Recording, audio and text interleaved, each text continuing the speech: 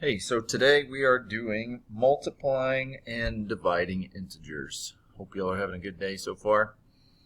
Remember, pause it at any time that you want to, okay? Or if you want to go forward, once the notes are done, and pause it right there and write it all down, you can. However, I think it's probably best to just kind of follow along, in my opinion. But we all learn differently. So get this written. And multiplying, dividing integers. All right, so there's a few, not a lot of rules for multiplying and dividing integers.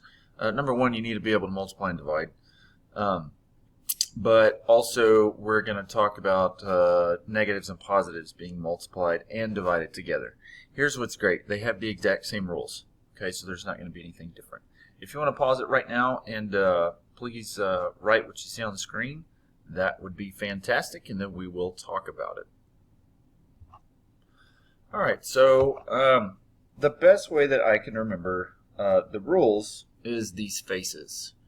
I need things to just kind of click in my, stick in my brain, and these really help me. So when we're just multiplying and dividing two numbers, which for the most part that's what you'll do, if they have the same sign, if it's a positive times a positive or a negative times a negative, I like to think of their eyes looking the same. Positive times a positive gives them a positive attitude. That's why they're smiling. A negative times a negative also gives them a positive attitude because they have the same looking eyes. Okay? Now remember, this is with two numbers. Okay, we'll talk about more numbers later. And it also applies to division. They have the exact same rules. Okay? So on the right, at least I think that would be on your right. I don't know how this works, but we have a positive times a negative, or a positive divided by a negative. If you just look at their eyes, it kind of looks like maybe they got hit in the eye by something, and so they're a little bit sad. So anytime that you have different signs with multiplying or dividing two numbers, it's always going to be negative. Okay, like if we got kind of hit in the eye with something, we'd probably be a little sad or have some negative feelings. So let's do a couple of examples. Feel free to pause it, like I said, and write these down. I'm trying to make the videos shorter so they don't take so long to upload. Number one, so on the left side we've got same signs. Okay, negative 5 times a negative 2. So if you just know the rules, same sign, then that means our answer is going to be positive. Okay, and they do have the same sign. They're both negative. So then all you have to do is 5 times 2, which is 10. Okay, remember, like I said, the same rules apply for division. We have a negative divided by a negative, which means our answer will be positive, and 10 divided by 5 is 2. On the right side, we start with a negative 7 times multiplied by a positive 4. So what this means is you would go negative 7. If you were thinking about a number line, you would go in a negative direction 4 times. Okay, and that negative sign means turn around and go in a negative direction. So backwards or to the left 4 times. So if you know your rules, a negative times a positive, that means the answer will be negative. And then you just do 7 times 4, which is 28. Then, like I said, the same thing applies for division. We have a positive times a negative. Doesn't matter the order.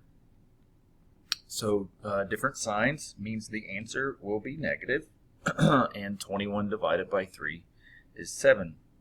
So 21 divided by negative 3 is negative 7. So let's look at these two problems right here. Pause it, write it down. They're all negatives. The top one, which is kind of grayish color, they're all negative. Okay, so we can multiply the two numbers in little smaller groups and find out what the answer is. Okay, so let's do that, and then I want to show you a little trick that may help you. So let's start right here. Negative 2 times the negative 3. Negative times the negative is a positive. So the answer is positive for that, and 2 times 3 is 6. Then we have negative 2 times negative 1. Same sign, 2 negatives. A negative times a negative is a positive. So the answer is going to be positive, so 2 times 1 is just 2. And then we have a negative 2 at the end. Okay, I'm going to go ahead and, I'm not going to mark those out. So we continue working this problem, and now we have 6 times 2, which is 12. So that equals 12. And then we still have this negative 2 on the end that we have not multiplied by. Okay, so we have to still multiply by the negative 2. So our final multiplication problem is positive 12 times the negative 2. Knowing your rules, the signs are different, so the answer will be negative. 12 times 2 is 24. So this whole multiplication problem equals a negative 24. Okay? And before we talk about why it's a negative, let's go to the bottom one and do that. And again, we'll just go in order. Negative 4 times negative 1, they have the same sign. Same sign means they're going to be positive, and 4 times 1 is 4. And then the second group is a negative times a negative. So that means our answer on that one is going to be positive, and 3 times 2 is 6. So then we still have to multiply those two, and 4 times 6 equals 24. Well, that was an accident. I did not mean for them to equal the same thing, but they did.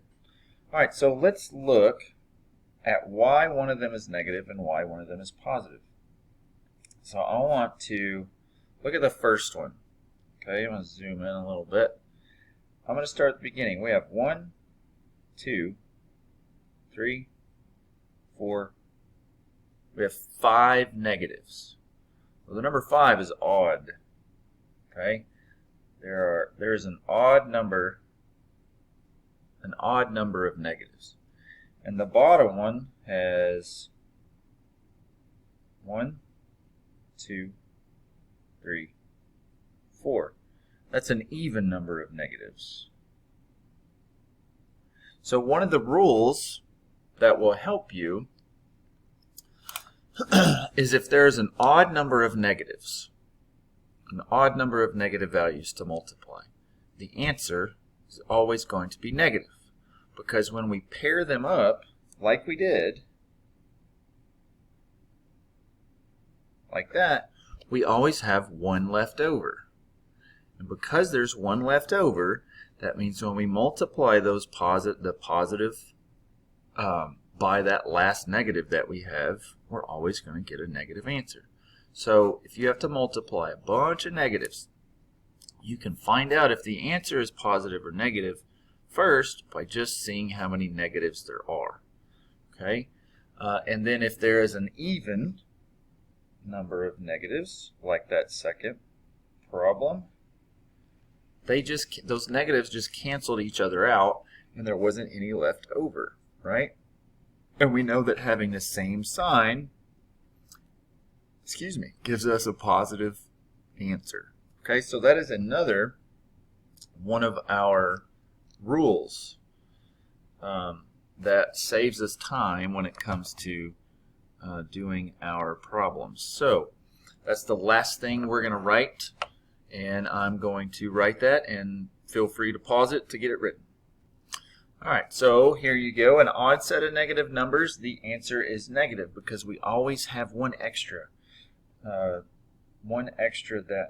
that's left over. Alright, so right here we have a negative 4 times a negative 3. A negative times a negative is a positive, and 4 times 3 is 12. Then we have to multiply that times the negative 1. And because we have a positive number times a negative, think of our faces, the eyes would look a little different. So the answer is going to be negative. And then just 12 times 1 is 12. Okay?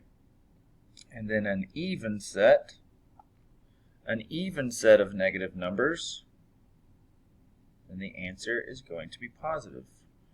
Here's our even set of numbers right there. We have 4 of them. A negative times a negative is a positive. So 1 times 4 is 4. And then negative 2 times negative 3. Negative times a negative is a positive. 2 times 3 is 6. And then just to finish it off, it's 4 times 6, which is 24. Okay. The next video will be to help you with your assignment.